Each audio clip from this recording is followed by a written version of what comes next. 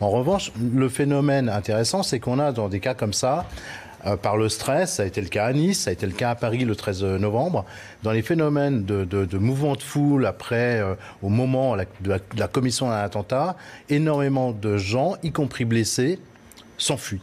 Et par l'adrénaline, on ne sent pas souvent les blessures. Malgré, par exemple, un impact de balle ou ce genre de choses. Oui.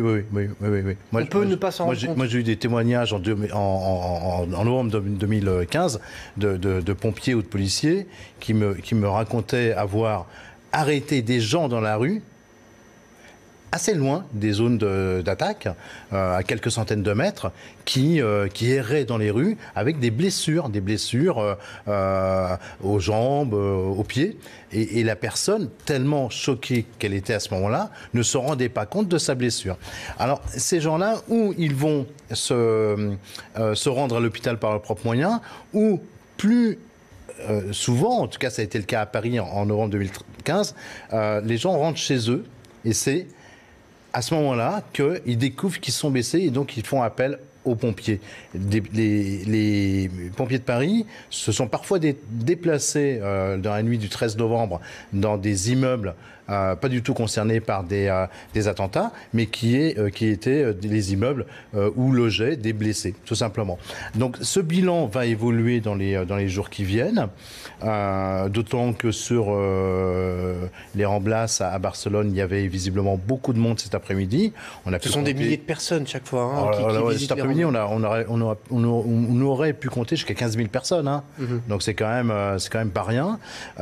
Donc ce bilan risque d'évoluer.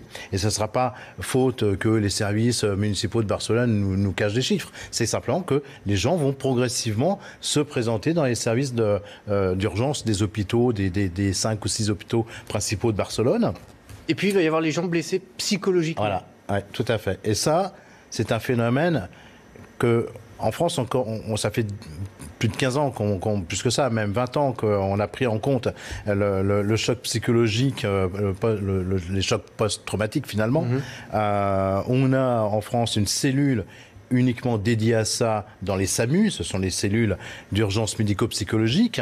Il y a des chiffres assez éloquents. Vous savez, quand dans les jours qui ont suivi les attentats du 13 novembre, pour le seul arrondissement du 11e arrondissement, ce sont 6500 personnes qui se sont présentées, prises en charge par la cellule d'aide, d'assistance médico-psychologique du SAMU de Paris.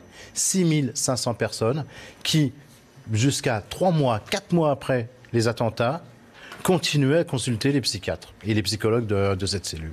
C'est énorme, énorme.